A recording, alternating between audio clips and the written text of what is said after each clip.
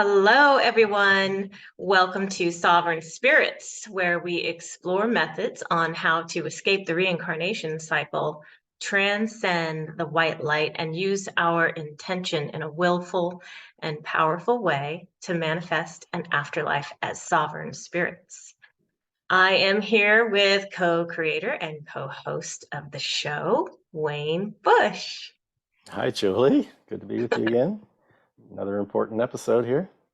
Yay! All right. Well, please share with us what are we going to be talking about? And just as a reminder, I mean, these episodes we've been doing it's all your research over the last couple decades, and much of this can be found on your website. That's correct. Trickedbythelight.com, which I initially put up in 2002, I believe. So it's been over 20 years, and there's a lot of, like as you say, a lot of research into what happens after death. Especially like in our first episodes, we covered near-death experiences, and then the next ones we did pre-birth memories. And in this episode, we're going to be studying the phenomena of life between lives, or the realm where the spirits spend their, so-called time between incarnations. And so we're going to be like touching on books like Here and Hereafter by Ruth Montgomery, You've Been Here Before by Edith Fiore, Life Between Life by Joel Whitton and Joe Fisher, Conversations with the Spirit Between Death and Life by Dolores Cannon, that's an important one, and Journey of Souls and Destiny of Souls by Michael Newton, and Your Soul's Plan by Robert Schwartz. And we're also briefly going to look at the Sumerian texts and the Gnostic texts, as well as the Tibetan Book of the Dead, and then probably also mention the work of this Italian regressionist named Calogero Grafassi. So it's going to be pretty good stuff, I hope. Yes, lots to go over. I'm really glad we're doing these episodes. Just as a reminder, the link to your website is up on the banner, and I'll link it in the video description as well. If people enjoy reading and going through material in that way, they can do that too. Sure. So most of these books were by hypnotherapists who took their subjects in between lives. Most people have heard of past lives, but they can also get them in between, like right between when they just died and before they're reborn again. Right. And I have a feeling that the system that's in place for processing souls, when it's taken at face value, is probably very similar to these reports, although there's bound to be discrepancies, but I think it very well may be that the real truth of what's happening may only be uncovered if the hypnotherapist is, skilled enough to get past the so-called guides and higher self. It's similar to how David Jacobs has been able to do with his research into alien abductions, and he's found that there are often false screen memory implants that cover up the real event. But, right. So as I read these accounts, I'm in no way endorsing or condoning this system.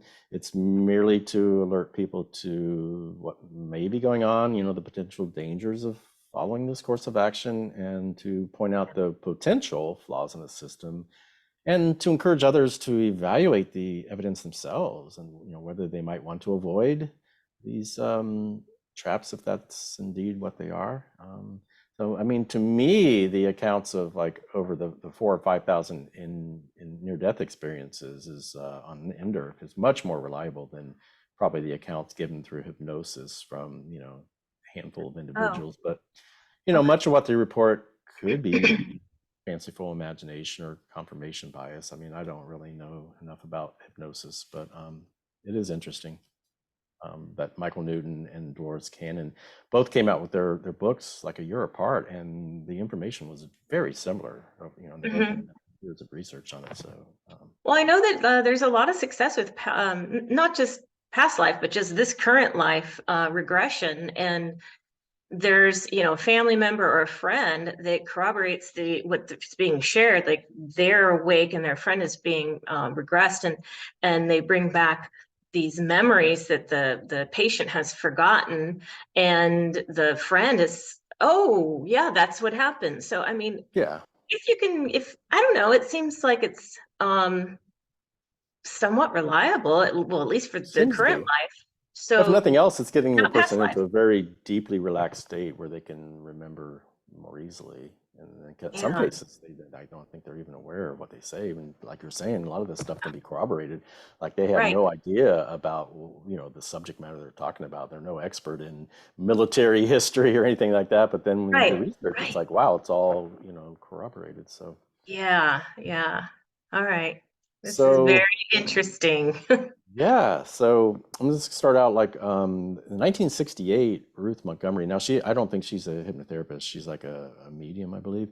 But she wrote this book Here and Hereafter, and she has a chapter named Between Lives. And she writes, a prominent psychiatrist who has regressed more than 100 patients through hypnosis during the past 10 years reports that most good subjects can talk as easily about the period between lives as about former earthly incarnation, and that despite widely disparaging religious and cultural backgrounds, all give approximately the same description of the spirit world. In many cases, they express great joy at being dead, stressing the marvelous feeling of being so much more free and alive than when in the physical body. And the psychiatrist said that as soon as he utters some such phrases, now that the soul has left the body, the subject will usually tell the reason for the life just lived, saying, I had to learn to be less selfish, or I had to experience unselfishness so that I could know how important kindness is. When asked the overall purpose of earthly life, the answer often is to learn to love or to become more Christ-like and thoughtful of others. Um, they said their accomplishments sometimes determine whether we go there. And somebody said that they hadn't earned, they were asked about heaven, and they said heaven is somethingness, a lack of a void. And he said, I started out there, we all did, but I've not been there since. I haven't earned it yet. So here's Huh. this notion of perhaps, earning your way or karma. And Mm. about whether souls must keep reincarnating, this woman said, you can quit if you want, or you can skip it entirely. You need drive and eagerness to try for the beyondness. You can end reincarnation and stay in darkness if you choose. It's up to each soul. Each time that we occupy a body, it's only a second in the expanse of time. We come back Oh, each time to accomplish something, to compensate for any harm that we've done to others, and to keep them from being hurt. Maybe that's the only natural death when we don't need to come back anymore. So here they mm. are talking about the notion of, graduating or, escaping this wheel of, reincarnation.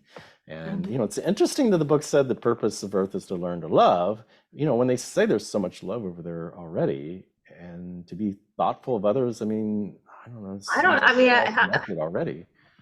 how do you, how many lives do you need before you learn to love, though? I- Exactly. And it said that you can end reincarnation and stay in the darkness if you want. I mean, I don't know if they're referring to the void, but Yeah. yeah. So the next book was Edith Fiore in 1978. You have been here before. And she writes, all that I show you corroborates the findings of Raymond Moody in his book, Life After Life. It's based on it, which is based on interviews with over 100 people who died during operations, illnesses, or accidents. And their descriptions of their experiences before resuscitation are virtually identical to those of my patients under hypnosis, except that many of my patients recall events in the interim between lifetimes, whereas Moody's do not. Mm. Um, for obvious reasons, his patients never made the transition complete.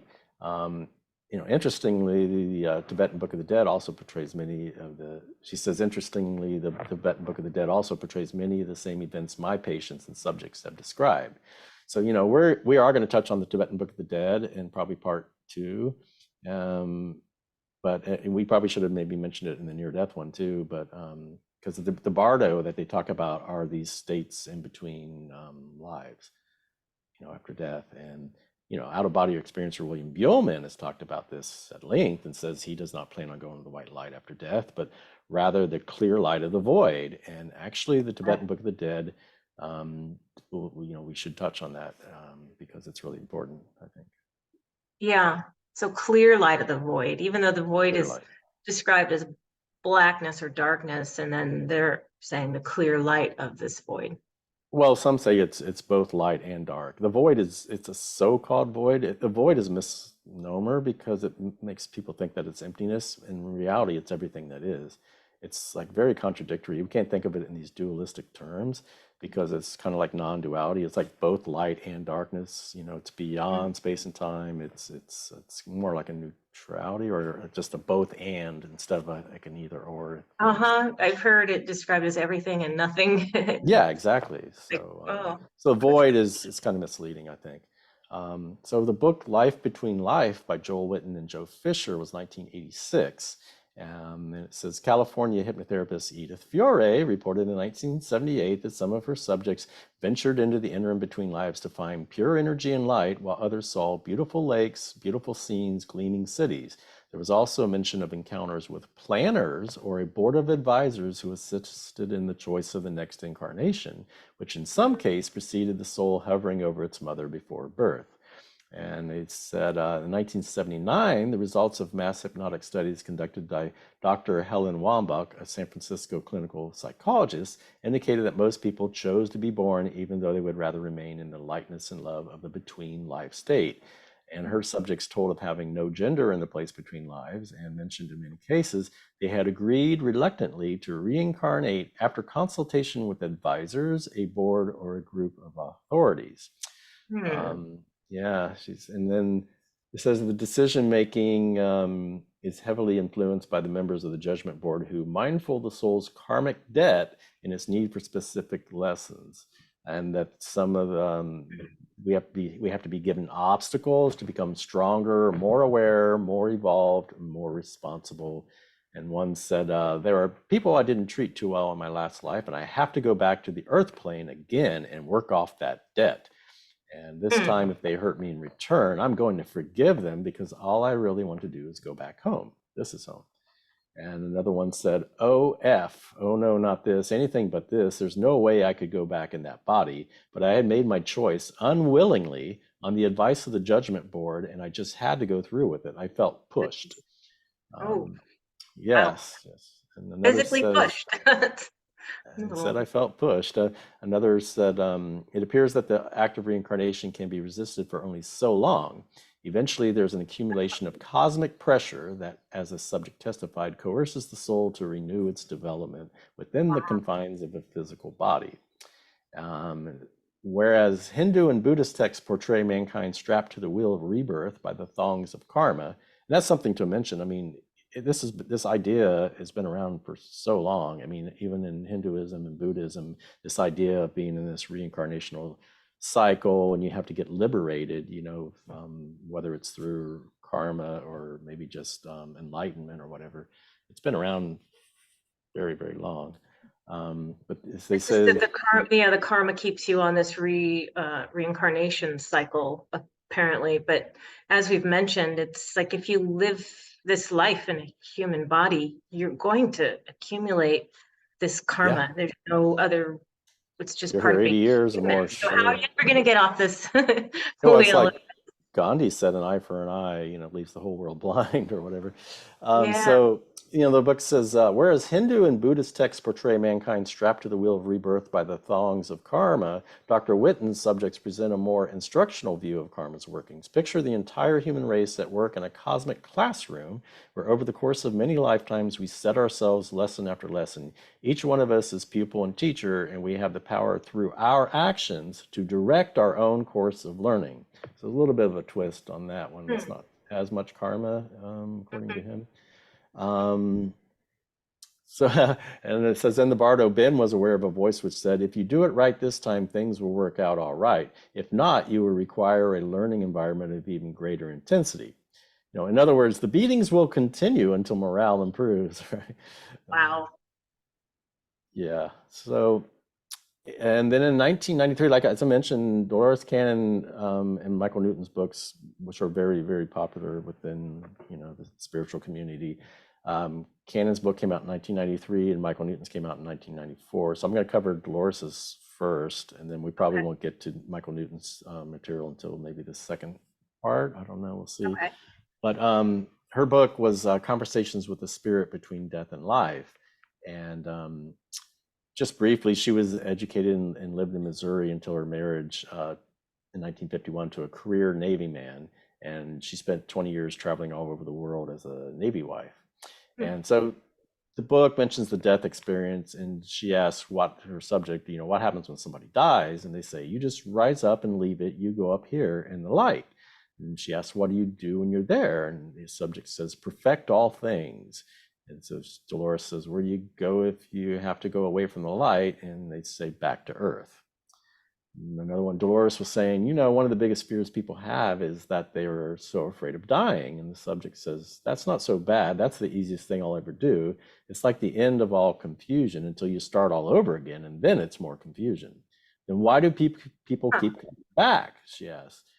They say, you must complete the cycle. You must learn all and overcome all the things of the world so you can enter into perfection and everlasting life. Dolores says, that's a big order, though, to try to learn everything. And the subject says, yes, sometimes it's very tiring. And Dolores says, seems like it would take a long time. And they said, well, from where I am here, it all seems so simple. I am in control. For instance, I can understand the fear and the way I feel now. I feel like I couldn't be touched by it, yet there's something about the human person. When you're there, it engulfs you. I mean, it becomes part of you and it touches you, and it's not so easy to stand off and be objective. And So if you got it, I'm sorry if I'm interrupting. It's like they're over there and they have it all figured out, but they come here to have it not figured out. Right.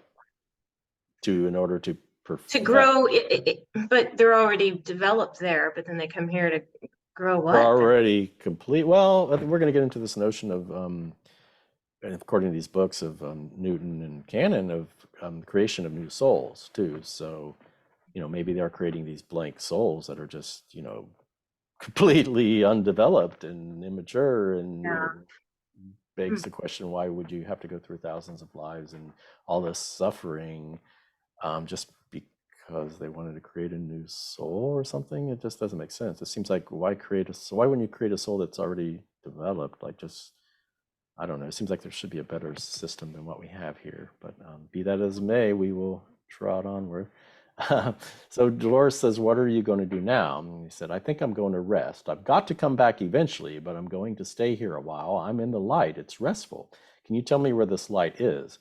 Where all knowledge and everything is known. Everything is pure and simple. There is more pure truth here. You don't have the things of the world to confuse you. You have the truth on earth, but you just don't see it. Dolores says, but you said you have to come back sometime. How do you know that? She said, I was weak. I should have been able to tolerate the pain. I must learn to better withstand it. I could have stayed if I hadn't been so weak. I'm glad I can't remember the pain. I know I need to go back, and I must become complete, whole. Pain is one thing I must overcome. I must overcome all the pains of the world. Dolores says, but experiencing pain is very human, and it's always difficult to do when you're in the body. From the side drawn now, it's easier to look at it in a different way. Do you think that's a lesson you want to learn? I will, yes. It takes me a while sometimes, but I can do anything. I think I should have been stronger. And then she goes on, she says, when you deal with the higher conscious level of your mind and remove yourself to the pure light and the pure thought, the pain ceases to be. Pain is only a lesson. When we learn about pain on the human level, we get frantic and show outward concern for just a moment. By removing ourselves and concentrating and reaching deep and having patience, we can rise above it. So, I mean, what's the point of coming down just so we can rise above it? And Dolores says, does pain have a purpose? And they say pain is a teaching tool. Sometimes it's used to humble certain people. Sometimes a haughty spirit can be brought down and taught to be more gracious through suffering. It may teach them that they must eventually learn to rise above the pain, and then they can deal with it. I don't know. It just seems like it's a... We come here to be more like we are there. Right. More like we already are there. It makes very confusing. It really is. Okay, so she has a section on greeters. And she says, the subject says, there is a period of orientation or reorientation, which can be confusing to some as they figure out where they should go from here. But they needn't worry because help is sent immediately. Usually a handful of souls will come that you have had close karmic connections with in former lifetimes. There's always one or two or even more on hand that are in between incarnations themselves. They will be there to greet you, and the person will recognize them due to his connection with them in the immediate past lifetime. Another thing that causes confusion when you cross over to the spiritual planes is that your memory starts opening up to your past incarnations and your entire karmic picture. That's one of the things we talked about, is that right upon death, we want to set that intention to get our first initial memory of why we incarnated in the first place. But it's nice to hear that the memories do start coming back. I would want to take the reins and do it immediately myself. I don't know that I'd want all my memories back immediately. The Or just first initial initial ones. one, like who was I Hmm. before I first Right. came here and why did I come here? That might put things in order for me. Right. So she You says know? that's part of the process of remembering all of your karma while you're on that plane, so you can understand what you've just completed and what you still need to work out when you return to Earth again. Dolores says, then it's true that someone always comes when people die, and the subject says yes. And remember that. The subject says yes, it's always true that someone comes when people die, because in Michael Newton's research, we're going to find out that they're contradicting that. Anyway, Oh, so it also is contradictory to Daniel Brinkley, his near-death experience, or at least his first one. He said there was no one there to greet him. So I don't know. Dolores said, if they don't know they are dead, are they more apt to be confused? The subject says, yes, that is true. And the helper who is there has to explain to them what is going on and help them through it. After learning what it needs for its next lifetime, it consults with the spiritual masters and starts preparing for its next incarnation. It consults with the spiritual masters to see what kind of situation would be best for the spirit to come back into. So it is interesting that like a lot of these souls probably don't even know they're dead initially. They didn't, you know, the death can come so sudden from like a car crash or something. They're just right. body, they don't even know it, and they're probably a little confused by it all. So Oh yeah, I've read and even interviewed people who they come out of their body and they don't realize at first they yeah, just so feel it's the same. another factor to take into consideration. Mhm. So the subject says that which you expect to find, or that reality you create, you do indeed find. Were they to expect to awaken into perhaps a carnival, then that would be what they would find. Anything is possible if they believe in it. For the most part, what the person expects to be there will be there. If they expect to meet guides or friends along the way to help them toward the light, this is what they shall see. If they were steeped in the belief of damnation and hellfire, and if they believe that they deserve this, this is what they shall also perceive. So he says most of this is based upon the preparation of the individual soul prior to death, which is kind of one of the things we probably wanted to do while we're here, is to try to just deprogram ourselves of all these conditionings we've been taught through religions and, you know, what to expect, because these belief systems may be kind of trapping us a little bit. Right, right. So yeah, so then there appeared to be this established cycle of constantly returning to Earth again after being on the other side. And this is Dolores talking. She says, it seemed to me that if someone were in a place where they could not die, that they would naturally want to remain there forever. And they said, no, you would be bored very quickly. If your lesson of the third grade is over, why would you want to stay in the third grade for the rest of your life? It could be comfortable, but there would be no learning. Dolores says there would be no challenges, and the subject says that's true. Death is necessary in order to progress. Stagnation would occur if there were no death in order to move one to the spirit side. There is an ongoing process which is best suited for the learning of much information. Um, Mhm. it's just interesting. They talk about climbing these ladders for more advanced lessons, and where each level of experience is growing in awareness from the one below it. So the surroundings, which will be the catalyst for these experiences, will be discarded as the new experiences are needed. And Dolores says, well, they need the challenge of something new, a new place. And the subject says, new surroundings are very important to progression. And in that vein, there's another subject on these schools. And Dolores says, many times when I regress different subjects, they would not be involved with a life. Their answers would reveal that they were in between on various spirit levels or planes and in different places. The most common of these was the school. I asked for a description. The subject said, it is the school of knowledge. I see the hall. It has tall pillars and it's all in white. Real light, how do I explain it? The light comes from within and without, from everything, and just shines. Do you mean like sunlight? Not that bright, but more lasting. It's very peaceful, very restful, very calm. It's a very nice place to be. Where is the school of knowledge? It's just here. It's on a different vibration from the existence known as Earth. It's on a separate plane of existence.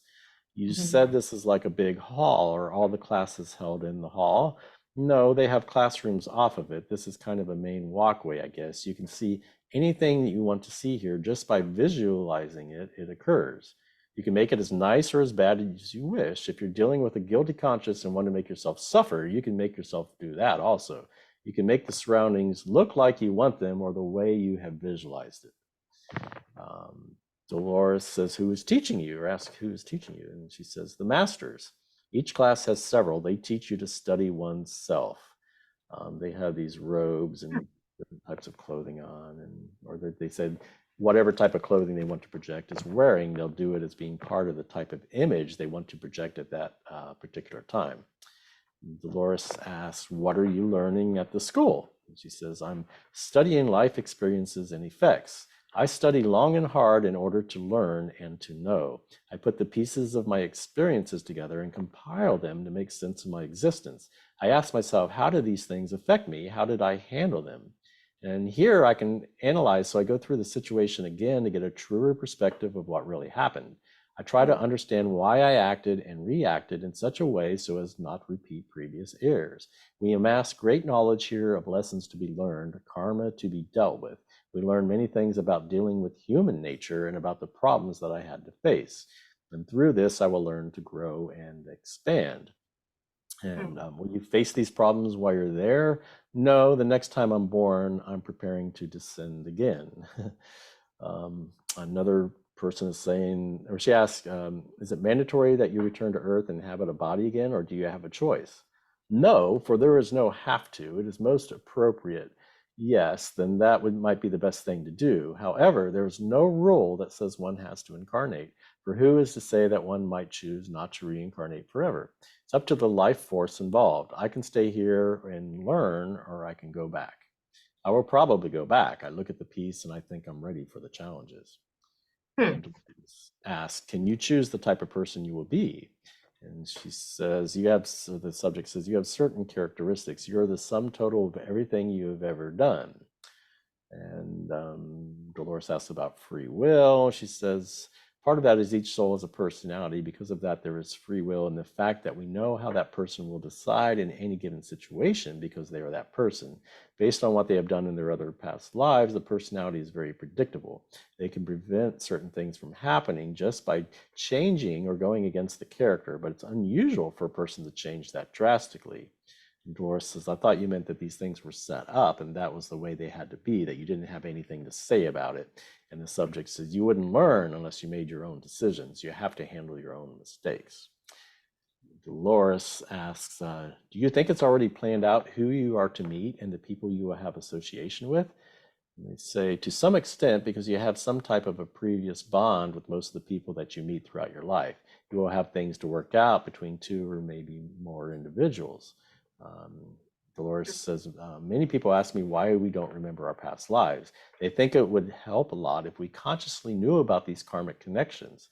The subject says, it wouldn't. It would make things too complicated. Can you imagine how difficult it would be to function in the everyday world if you had the memories of countless past lives constantly bombarding you? You would never be able to concentrate on the lessons you have to work out during the lifetime. And one of the things we talk about is we could at least have the memory that one thing that, I chose to come down here and I remember making that choice. Like when you go to school, you remember, beforehand enrolling or whatever. And that would be nice to have just that. And that can't be too taxing on these pea brains of ours, right? Right. Just the one memory that, look, I chose to do this for whatever reason. And maybe I don't even need to know the reason. Maybe just as long as I have the memory of, I remember signing up for this. So at least I know that much. This memory wipe stuff is very perplexing. Yeah, and even Dolores is asking about it. She says, Dolores says, you said you were going to the schools, that you were learning lessons there. Well, if you're able to learn lessons while you're in the spirit world, why is it necessary to incarnate in the physical form at all? And the subject says, there is great need for this due to the fact that it is like reading a book. When you haven't read a book, the knowledge is within you, but you have not utilized it. And if you do not use this knowledge, it has no worth. You cannot change yourself without experiencing a reason to change. So in other words, they go on and they say, you can learn all about how to do something by reading the book, but unless you have the hands-on experience, it doesn't do you a bit of good. Sure. Dolores says, they say it's difficult to experience on Earth in the body, that this is a hard way to learn lessons. Do you think that's true? The answer is a hard way to learn lessons, but they are more lasting. If you can learn a lesson through all of the struggles that you go through, it will remain with you.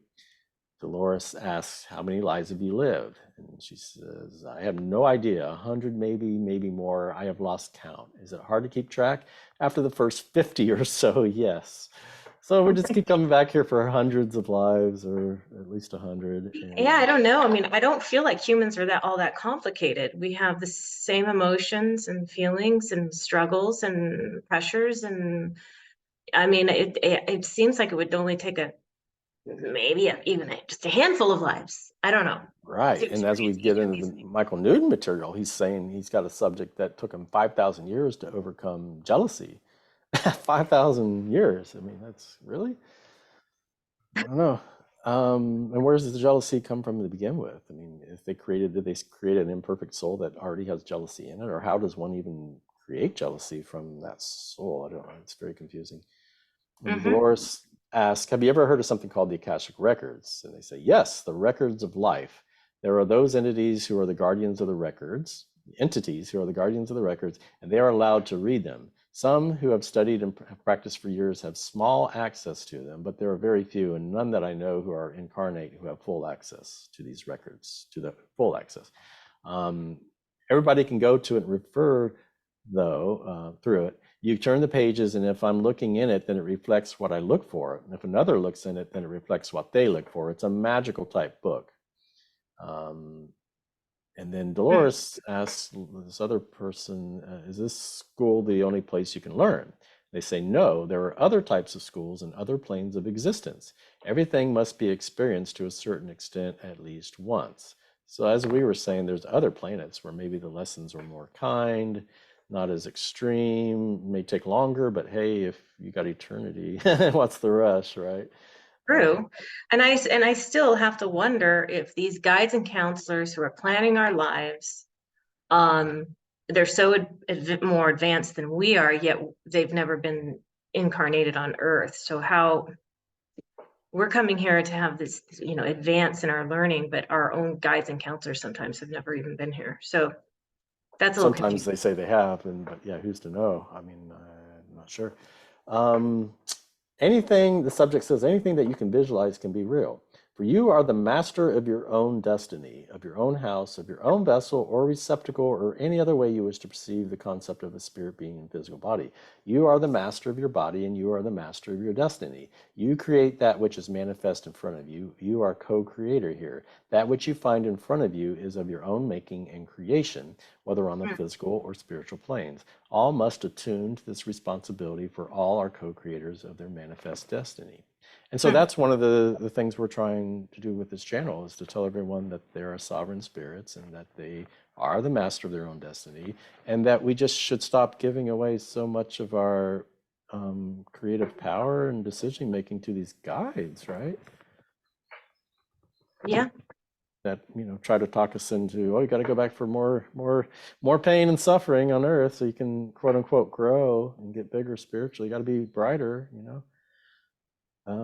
So then there's another, they talk about this healing temple, and where the subject says the different lights are swirling all around me and cleansing me.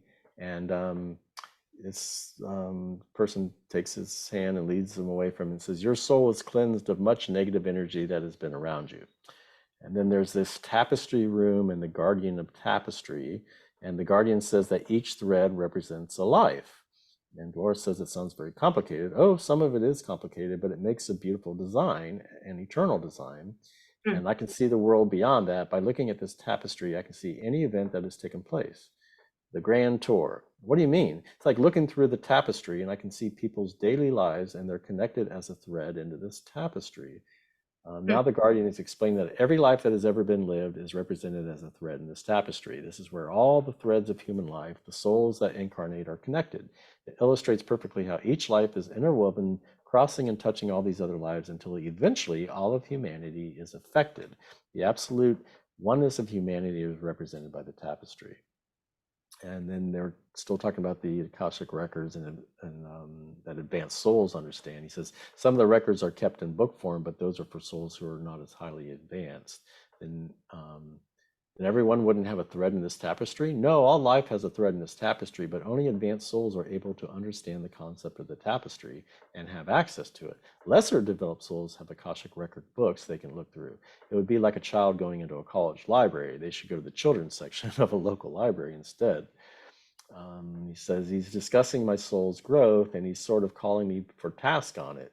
He says I was such a ray of light and I had allowed myself to grow dim. That's why I had to go back to the Earth School. So you can make amends? Well, by understanding universal laws and love, I could gain my light back. It's easier to go through the Earth School than to incarnate on other dimensions. It's quicker. So they make you feel like, hey, it's going to be a lot of pain and suffering down Earth, but hey, you can accomplish so much more in a life on Earth than these other lives, you know, so you should do it.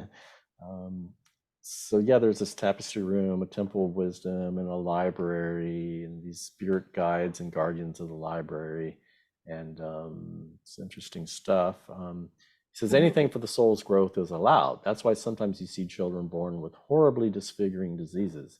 Everything's allowed. It's all for the same purpose of reaching spiritual perfection. You know, so that's what they're saying. All this, man, all these atrocities on Earth, all these cruel sufferings of, you know. Yeah, I still wonder, because some of the stories you hear is that you're perfected when you're there. Everything is perfect. Yeah. And you know everything, and it's all blissful and love There already. does seem to be contradictions. Some contradictions. And then I do wonder, so the evolution, so we're just evolving for how forever? Like what we talked about, when Right. is enough, and for what, to what end? Exactly. It's I don't know. When is enough enough? How bright do you need to be? How big do you need to be? It seems like there's an ego problem there, like you're just greed or you need more and more and more. And what's the point? I mean, is it competitive on the other side or something? I don't Yeah, know. yeah. I don't get that. And then there's this viewer or viewing room. And when it's time for them to reincarnate again, we do process them. He says they all go to the computer room, which is an area where they can be reevaluated. The computer room sets them up and matches the time when an incarnation is going to be taking place and what type of lessons that incarnation will teach.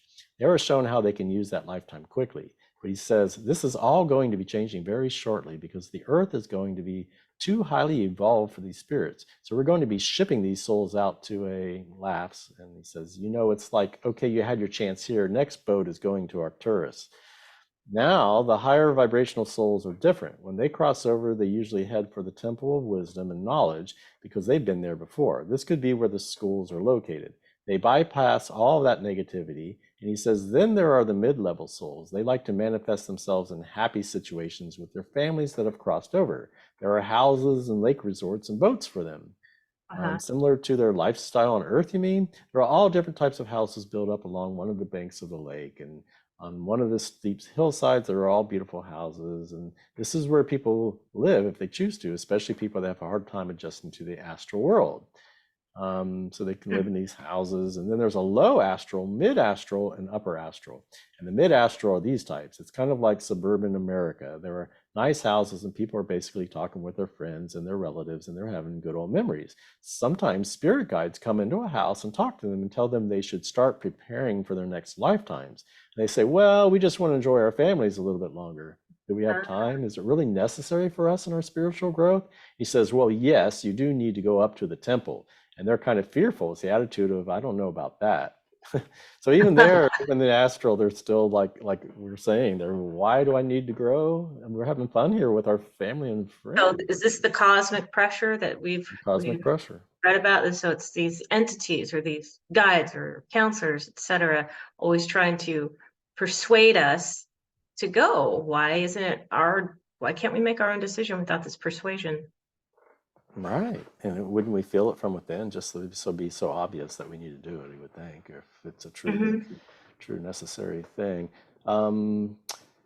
Yeah, there are gardens and the prototypes of all the beautiful mountains, oceans, streams, lakes, and waterfalls. They're all there and they're just wonderful. There's this beautiful jewel-like city where the Temple of Wisdom is located. There are mountains surrounding it where some of the people that are upper astral entities live, but they come into the temple. They're souls that like that sense of comfort of home life and family life. He says many very evolved souls like this type of life. This is why they have their little villa houses on the slopes of the mountains. It's beautiful. Dolores says, it sounds like the spirits are going to whatever area they are familiar with, and they won't go to the next level until they're ready. Is that correct? He says, yes. Or it says, right. He says that you have to advance to a certain level, but he says the upper astral is where you want to go when you come over here. He says, this is the place. It's just gorgeous. The mid astral, it's important. That's where a majority of the souls come to. They're neither good nor bad. They're not degenerate. They just want to see their family and their friends, and they need time. But when it's time for them to go up to the computer room, it's time for them to go. Dolores asks, does everyone go to the computer room eventually?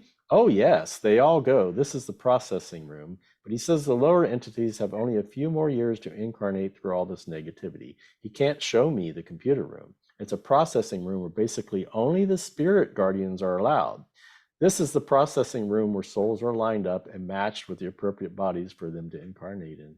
It just reminds me of this like Star Trek episode about Return of the Archons, and it's like, I don't know, it just seems only the spirit guardians are allowed access to that computer room. It's a computer room, so these spirits need this technology to figure this out, I guess. That's a little, makes you wonder, things that make you go, It says, this is the processing room where souls are lined up and matched with the appropriate bodies for them to incarnate in.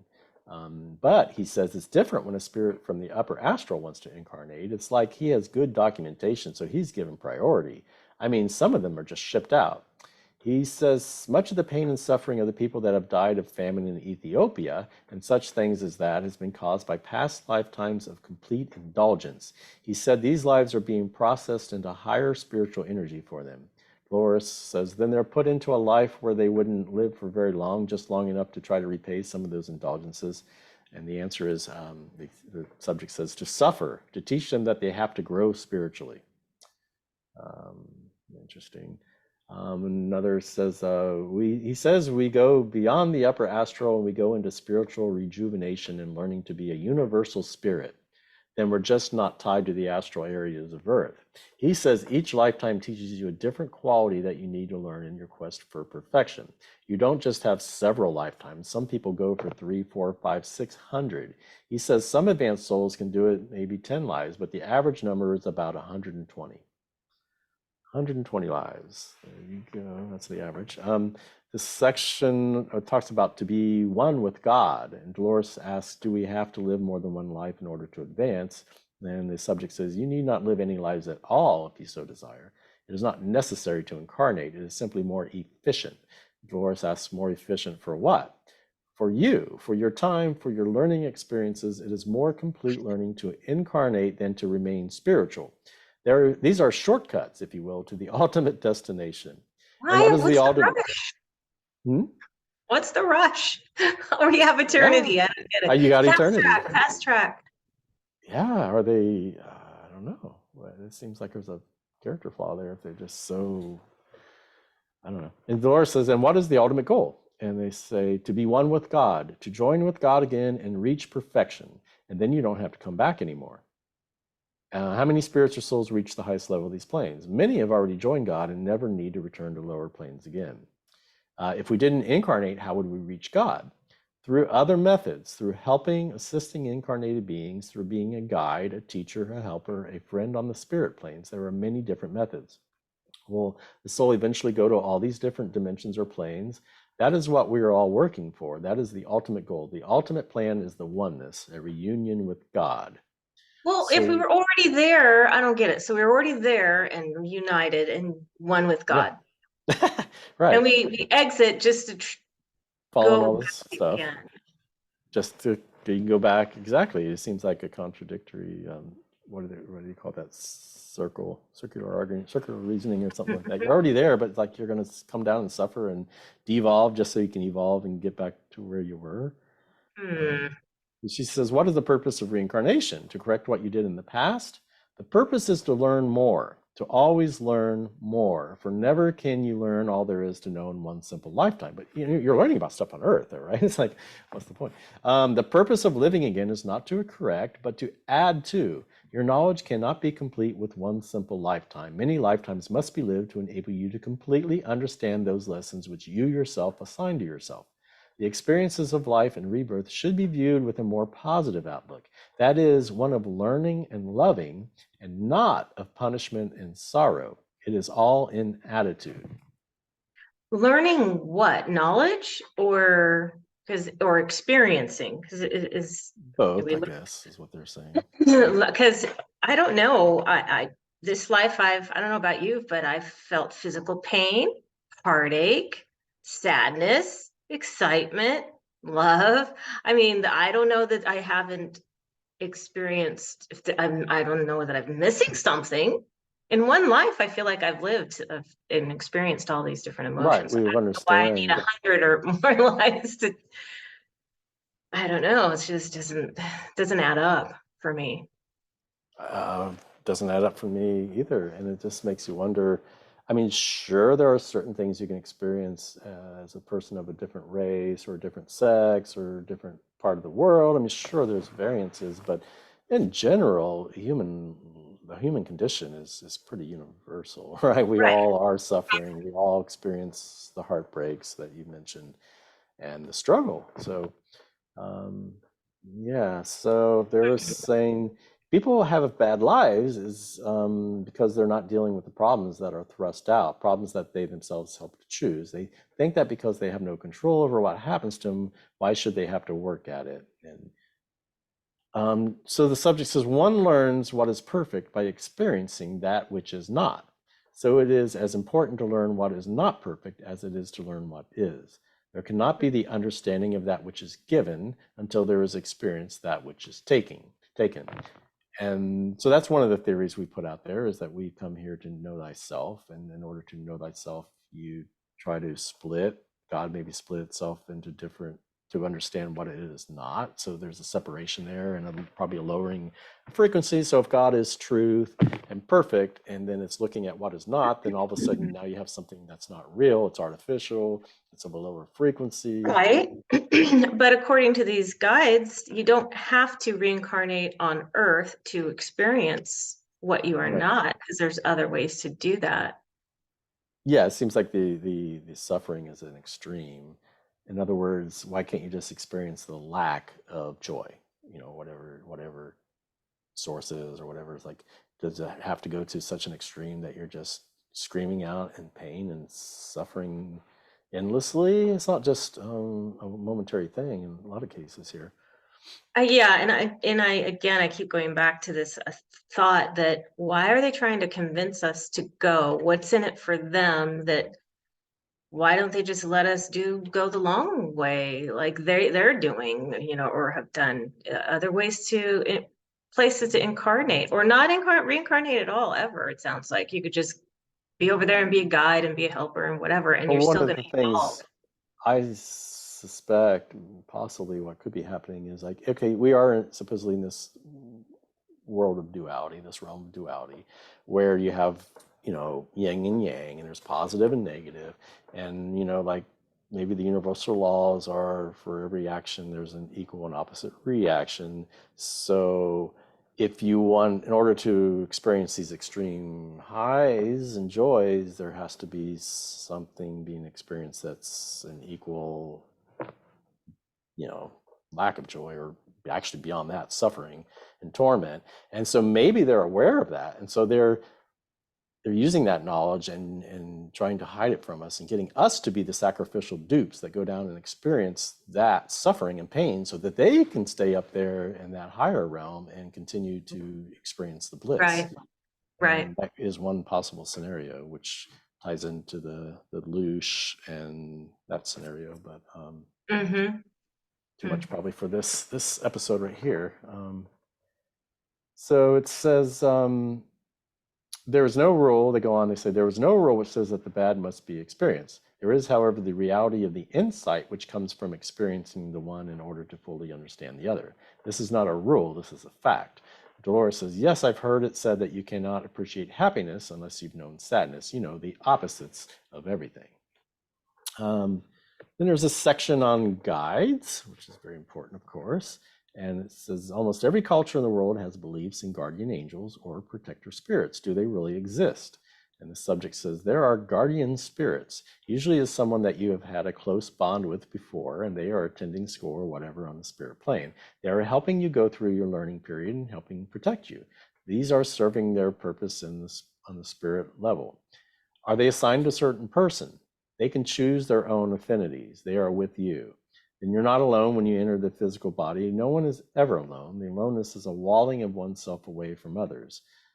Do they always have your best interests at heart? Most of the time, the ones that surround you do, yes. You must learn to protect yourself from those who perhaps do not. So she's saying that there could be ones that don't have your best interests. Dolores asks, is your own personal guide powerful enough to keep other influences away? Yes, as long as you also learn to surround yourself with what is good. This will keep away anything that is negative. There is no good or bad. There is only positive and negative. Any experience that is learned from is never negative. Dolores says, but you know, humans, they can be fooled. We are not perfect. Otherwise, we would no longer enter the body. How can we know if it is our guide that is trying to influence us and not be fooled? Subject says, if it is from your guide, it will feel very right. He will never make you do anything. He would only suggest. If force is involved, it is definitely not a positive entity, because then your free will is overridden. So if that's the case, then what do we make of these near-death experiences where half of them, or whatever, roughly speaking, are forced back against their will back into their body? And right here, she's saying that, you know, force is involved, it's definitely not a positive entity because your free will is overridden. That's makes sense, common sense. Yeah. And so they say you make conscious decisions and are not being told to do this or that, for this is a human endeavor as well. The guides do not run the show from the sidelines, as some seem to think. They have their part to play and you have yours. It is a mutual consensus agreement, a partnership between spiritual and physical. They do their work and you do yours. Dolores asks, is there a difference between a guide, a counselor, and a spirit? I've heard these terms used at different times. The guides are spirits. A counselor is of a higher order than a guide. A counselor has much more knowledge and experience from which to draw. What if they decide they want to wait or they don't want to go in right at that time? The time for procrastinating is already past when you have set up the process for re-entering the physical plane. Before you decide to enter the physical plane, you can spend as much time on the spiritual plane as you wish. When the point comes when you decide it's time for you to re-enter the physical plane, once you make that decision, it's set into motion. Then you're stuck with your decision because your energy starts flowing in that direction to be redirected back into the physical plane. It's just a force of the universe that once you start the process, you have to follow it through. So maybe that's what we're seeing with the near-death experiencers that are forced to come back, is maybe they've already made this agreement to do this life and set that intention, but it seems like they ought to be able Wouldn't that to. be within their own spiritual energy? Why do they need some other energy or entity to push them? That doesn't sound right. I know it doesn't. It really doesn't. Um, there's this section on stillborns, which we won't touch on. There's this God concept, and the subject says, one of the major things in the next stage of human development is to realize that everyone is in charge of their own fate, that what they desire to come pass is what comes to pass. And who or what makes this allowance or approves of this? This is done by the councils who govern the universes. Each universe has a central council, and then there are local councils. Dolores asks, what about us as individual souls? Do you have information about how we were first created? We were merely given personalization. We are merely pieces of God whom he has given personalization to. Why did we divide off from God, if that's a correct term? This is merely a part of the overall plan, the grand divine plan, which only God himself knows in fullness. Many know small details, but none except God himself knows in completeness. You're speaking of God as though he's separate from us, and yet you say it takes all of us to make up God. Can you explain? You say that he loves us. How can this be if he is not a separate entity from us? First of all, God is not separate from us. He is the subject saying this. He is intimately joined with us. Perhaps it would clarify to understand the blood system in the human body, which is made up of individual cells or aspects. The system itself could not be whole without the individual hemoglobins and so forth. However, each hemoglobin is not complete without being in the system. Thus, all is one and one is all. Each cannot exist without the other. There's a section on like evil and the devil and the idea that thoughts are things and thoughts are energy and real manifestations, which is kind of interesting. And they say they're talking about the devil, and it said the subject said it came from the imagination. It was conjured, and so roams the world, devouring innocent babes, debauching, raping, pillaging. This is evil incarnate. The excuse is to hide from responsibility. Then it comes from the mind of the persons. That is correct. It comes from the inner desires of the people and not from some outside force, for there is no such entity roaming the universe. There is simply a lack of responsibility on those who wish to assign the devil his blame. There's another section on elementals who feed upon feeling energies. And then there's white light to exercise.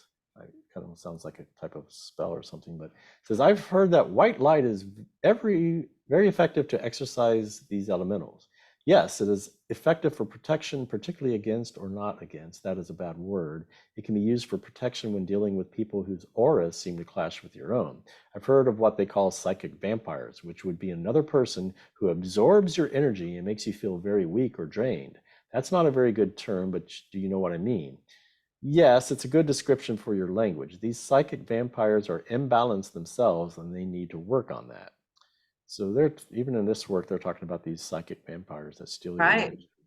Right. Kind of like archons or demons or any other Mm-hmm. kind of word you want to attach to them, I guess. And then section on planning and preparation. Dolores says, many people just want to go right back into life again and don't want to learn anything. That is true. There are some unfortunate souls that insist on keeping themselves chained to the wheel of karma. But the more development you go through when you are on this side, the more it can liberate you from past causes. Then you can go on to bigger and better things, so as your karma, so far as your karma is concerned. So they're almost saying that you're better off to be on the other side, where you can get more development. I don't know. I guess there's a balance between the two, but I think this is Dolores saying, she says, I've also been told that when it is your real spirit guide, he will never try to make you do anything. No, never. They'll just say, you have asked for my advice, and this is what is best course of action, but the choice is yours. If you prefer to do something else, then we will work with that choice of action instead. Oh, well. Yeah. Yeah, and Dolores says, I've been told that if there's any kind of force involved or if someone tries to make you do something, it is not for your own good. That is true. These concepts are one of the underlying structures of the universe. Well, then, Yeah. Why are they being then forced back? we don't have to come back to The near according death. to the person. Hmm. Yeah, the Right. near-deathers who were forced or manipulated. So something is definitely amiss there. Right. And so there's this section on karma, and it says, I'm looking at karmic connections. Can you, or I guess it's Lauren, can you explain what that means? Through the cycle of life, certain connections between certain groups of people appear again and again in the various permutations. For example, in one life, a person might be your mate, in another life, one of your parents, or in another life, a child, a good friend. These connections reappear in various lifetimes and are sometimes strengthened and sometimes weakened, but they're always growing. And eventually, when we all reach the ultimate, the source, the connections have developed to the point, if the desire is there, we can form an entity greater than ourselves with all of us being a part of it. Dolores says, I have heard it is called one of the universal laws because there's no way you can escape from the karma. You have to pay it back. Subject says it is being worked out all the time. Just the act of breathing works out karma. Regardless of what you do, you're always working out past karma and creating future karma. This is the cycle of life. And this, he said, when you reach the higher, what now? So you're always creating future karma. You're right. You're always, just by breathing, you're creating karma. When you reach the higher levels of karma, you no longer have to go through physical lifetimes to work it out. You can do it on the spiritual plane and still be working towards the ultimate. And even when you reach the ultimate, your karma will be influencing and including other universes in the working out of the complex tapestry of the universes. It is not to be considered a prison. It is just a natural cycle that you can grow and develop, though to become your ultimate self. Dolores says, many people say they just don't want to have to come back and do it again. They are still immature. They have much growing to do in their grand cycle. Dolores says, I think most of the time people think of karma as if they have hurt someone in the past, then they have to pay for it now. That is an immature view. That is only an aspect of it. To liken it to your life cycle, when you are a child, you think of punishment as always being bad because you did something you were not supposed to do. Later, you realize it was helping to teach you what you should do to be able to survive and live well. Later on, when things good or bad happen to you, you realize it is because of a mistake that you have made in the past, and you are now living through the consequences of your mistake, or because it is a mistake someone else has made. Then when you live further on and you make fewer mistakes, your life settles down into a comfortable pattern. These people who speak of karma as relating to something bad they have done in the past are at the stage where they are looking at it as punishment. They should be looking at it as a teaching tool to help them to learn to grow and become better. They are still young in their cycles of lives. So they're saying, so it's an immature soul who doesn't want to come back here, but we also heard that you don't have to come back here. You can grow on the other side without coming back here. So yeah. I don't. Again, kind of contradictions here, conflicting views. This is true. NDEs and the light as a barrier. Dolores says people have near-death experiences and they sometimes describe the same scenes. Yes, what they're describing is what they see up to the approach to the barrier between the physical and the spiritual. The approach up to this barrier is usually very similar because you must go through the same types of energy fields to cross over to the spiritual side. But once they get past what is usually described as a bright light at the end of a tunnel, this bright light is the barrier itself, then what they see differs according to their individual development. Dolores says they have described seeing scenes and people, and sometimes it is like going through a tunnel, but all these things are leading up to the barrier. Right, it is to help get them prepared in the quickest amount of time for the shock they are going through. The act of leaving the body is a very natural act, it is like breathing. But the act of passing from the physical side to the spiritual side can be a shock to the system. And these scenes that they see are to help impress upon them the fact that they are getting ready to cross over and to help them to brace themselves, so to speak. Dolores says, then once they go past that light, they cannot come back into the physical body at that point. That is correct. When they recross that light, it will be for entering another body. Dolores says, I've been told that there is a cord that is supposed to connect the spirit to the body, what we call the silver cord, right? In the Bible. Yes, and when you go through that bright light, it severs the cord because you are going through an intense energy field. The cord that connects the astral body to the physical body is the type of energy. When you go through the energy barrier, it is dissolved. Dolores says, then the people who describe near-death experiences only go that far. They say they feel like they are being pulled toward the light and then they come back. Apparently, they have not gone far enough. The subject says, it was not yet their time to cross over. Now, when they do die, they will still feel the same pulling sensation, but this time they will complete the transition. When they go through the barrier, all they see is bright energy, and they feel like they are being cleansed because the energy is adjusting their own spiritual vibrations to be compatible with whatever level they have attained. So what is on the other side of the white light? If that they're saying you got to pass through the white light before it's severed, well, does that imply that what's beyond the white light is not white light? It's something more? Or and then you're reincarnated. Didn't the patient say you're reincarnated after that, or you're being prepared for your next life? You have to go through there to be prepared for your next life, I think. Right. And then there's this section on imprinting, and I don't know how much to go into that. The subject says, the souls who decide to go down and have another cycle of life in your time are either foolhardy or brave, depending upon their viewpoint. Some of them do it just out of duty because they know they need to go through a certain number of lives to be able to develop to a certain point. Most of these are the ones that are rather dull and plodding and conventional in your world. Other souls who are more advanced do it with both eyes open, knowing full well it will be difficult, but they know that it will advance their karma since they are going into that life already advanced, and they know they will be able to do 2 or 3 lifetimes worth of advancement in one lifetime. This is possible by going down at this particular time when it is difficult to advance spiritually in the materialism of your world. These more advanced souls are able to stay in touch and keep in tune, and they do much spiritual advancement because of the work they have put into it. So what's the rush again? What's the rush? I don't understand that. They're in a hurry. Well, I guess you could liken it. People sometimes, and I did it too when I went to school. Sometimes I would take on a heavy load because I wanted to just get it over with. I wanted to get done with it. I hated going to school, so it's like, all right, I'm going to take as many classes as I can right now. Well, we have eternity, so why don't we take the easiest road possible? Why do we need? What do we? You would think so. I would think so.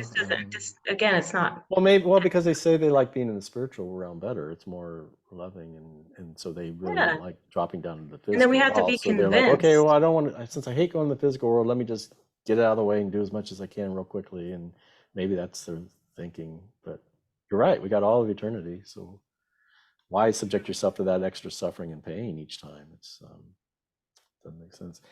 So in the end, basically, Dolores writes, "It is amazing that all the information in this book was obtained from many different people who did not know each other. They were of various religions and occupations, yet in spite of their differences, the information they gave while in deep trance does not contradict, but rather complements each other. In many places, it fits so well when combined that it almost sounds as though it came from one person instead of several. This is an amazing phenomenon in itself that when put together, it creates a solid book of cohesive information. To me, this is proof that they were seeing and reporting similar scenes when regressed to the so-called dead state. If they all see the same things, then I believe the afterlife must be a very real, identifiable place with definite rules and regulations and a hierarchy that keeps it all in order." And I want to say that, I really liked Dolores's work. I have like pretty much all her books, and she was always one of my favorite researchers or whatever. And she asked some really great questions of her subjects. And so I'm not like in any way throwing shade at Dolores herself, God rest her soul, that she's passed on. But we're just looking at the answers she's being told from these subjects and what's supposedly going on over there and that thing. So I just wanted to make that clear, so that's pretty much the Dolores Cannon part.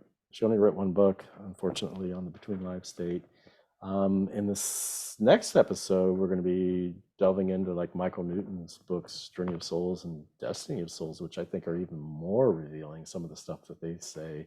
And oh my God, if there's any, I wish you would watch part two. If there's only one part you're going to watch, part two is more important probably than part one. I'm just going to give you like a little taste of what some of it is. And so a subject said, "I think something is pulling me to my proper level of travel and trying to relax me." And he's talking about leading me and he's taking me. And then he's Uncle Charlie appears, and like then Uncle Charlie is leaving him. Why is he going away? And he says, "They're sending images into my mind. I'm being pulled along by a magnet. I just enjoy the ride. I'm riding on a wave, a beam of light. I must go with the wave bands of light. They do it all for you, the ones in control. I don't really know I'm being pulled and I'm supposed to go with it." Another subject mentioned the staging area reminded him of a hub of a great wagon wheel. And another related, "I'm moving along in a chain of some kind, as if I'm weaving through a series of connecting links, a foggy maze, and then it opens up. After a while, I see nests of people, like hives. I see them as bunches of moving lights, fireflies." Another soul talked about these cones. Well, the cones do assist us, and they're cylindrical and bright. We can feel all our thoughts being expanded and drawn up and return back with more knowledge added. And Dr. Newton says, "I wonder if this cone is brainwashing your original thoughts." He says, "We are not brainwashed." He goes, "We aren't brainwashed." And later on, when describing the life selection process, another client reported, "Some of us have to be giving a push when they think we are ready again. After some more indoctrination, Mark realized he'd been wrong about his abilities and finally went back to Earth." And Dr. Newton says, "Indoctrination, this makes me think of coercion. It's not that way at all. Mark was just discouraged and needed the confidence to keep trying." So it's like, Dolores and Michael Newton are both questioning some of these answers they're getting. Like it sounds like coercion and doctrinization and doctrination. For some reason, I can't say that word. And it's just interesting that they themselves were like, not like some of the answers weren't all adding up. And and Dr. Newton says, "Are you telling me that a soul may show you one face at the gateway to the spirit world and another image later in a different situation?" "That's right." And he's like, "Well, how do you see individual souls within the clusters?" "As lights. I see masses of dots hanging in clumps as hanging grapes all lit up." And it's like, "Give me an example of what the whole thing looks like to you from a distance." "A long glowworm, its sides bulging in and out. The movement is rhythmic. After a while, I see nests of people." "You mean groups of people?" "Yes, like hives. I see them as bunches of moving lights." And there's a section where he talks about rebellious souls. He says, I have a few clients who left the council chamber a little unsettled. These are souls who feel they could have presented themselves a little better to a particular elder. There are other uncommon cases, especially with young rebellious souls, where I have had the impression they are fighting what they call an act of contrition by standing in front of the elders. The following quote is an example.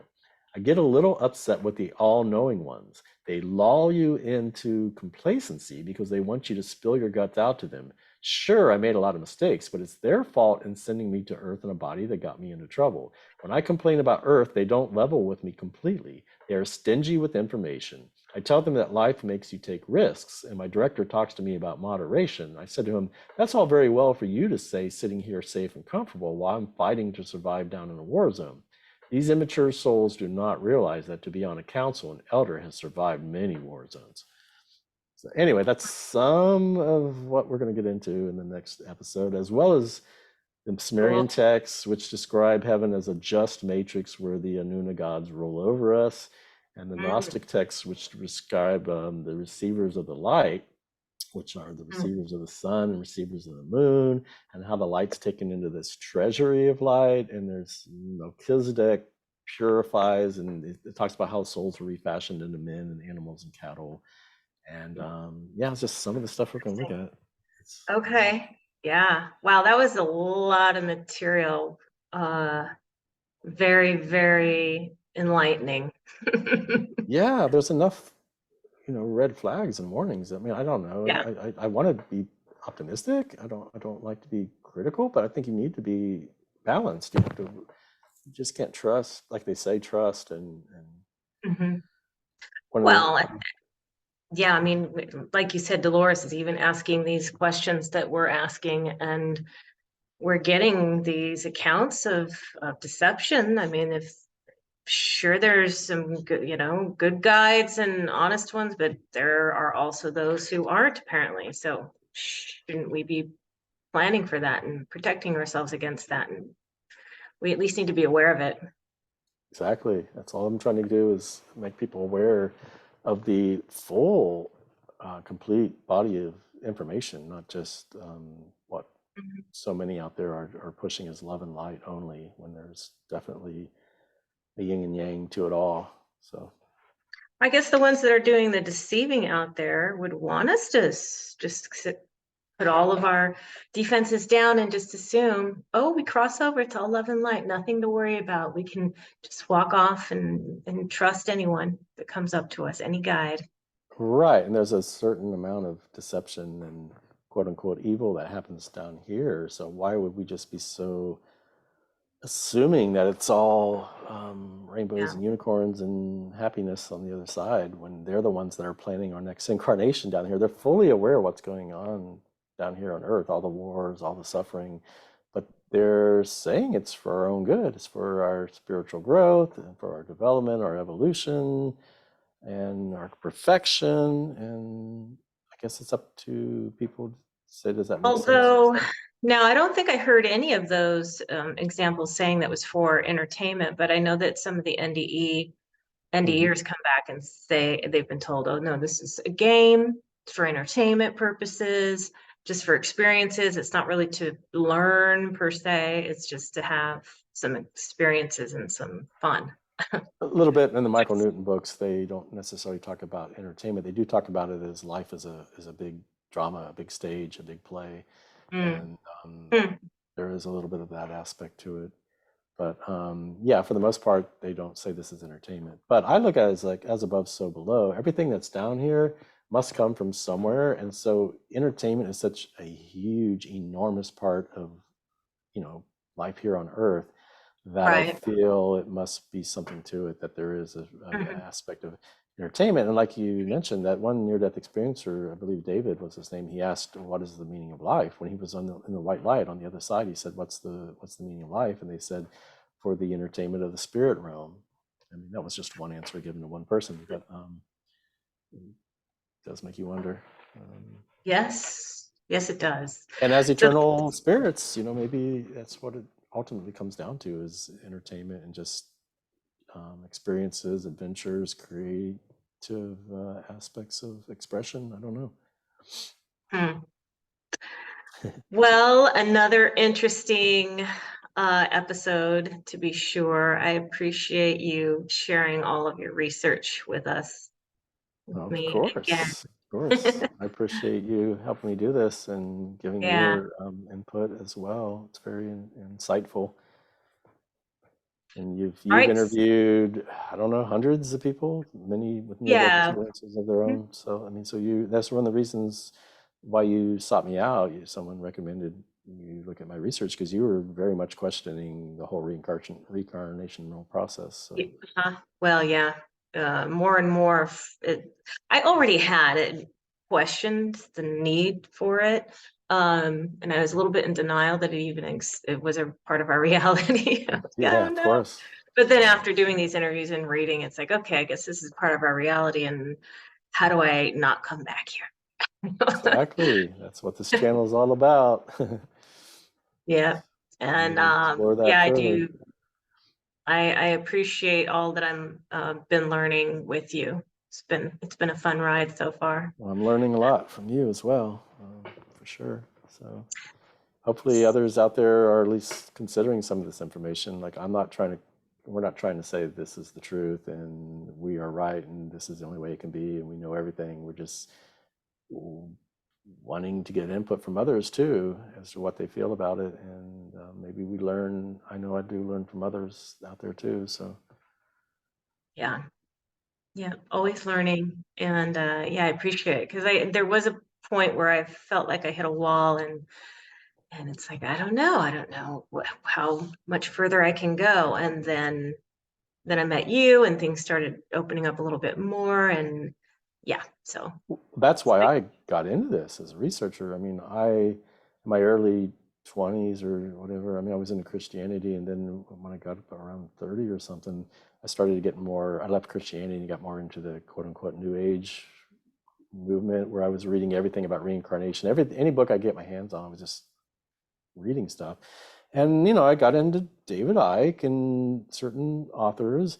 And at some point, they just weren't talking about the stuff that I was wondering about. Like, okay, mhm, but what's the meaning of the soul and the spirit and reincarnation and all this stuff? And at that time, nobody was talking about, I mean, until I heard John Lear on the Art Bell show that said that the light was a trick and don't go to the light. Then that made me start looking at the entirety of both sides. And nobody was talking about the dark side of the light, pun intended.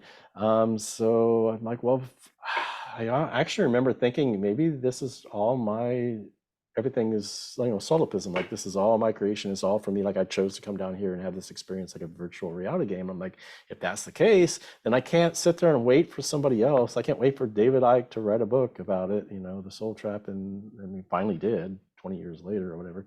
But I took it upon myself. It's like, I guess I got to go out there and do it, and that's right, what kind of the thing we're talking about is not looking for an external savior, just taking your own sovereignty and taking control of it yourself.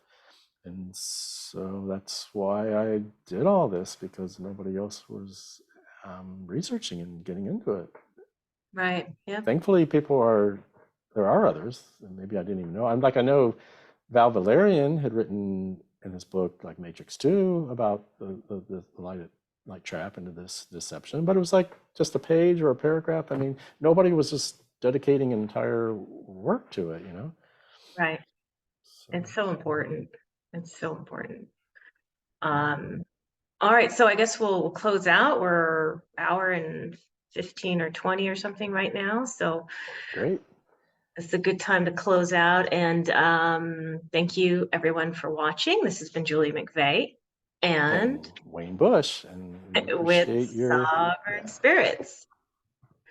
Yes, we appreciate you watching. If you did enjoy this discussion, please give it a thumbs up. And if you like this type of content, subscribe to the channel, hit the bell icon, and then you'll be alerted to future content that's uploaded. We hope you're having a great day or evening, wherever you are on the planet. bye. Till next time. Bye.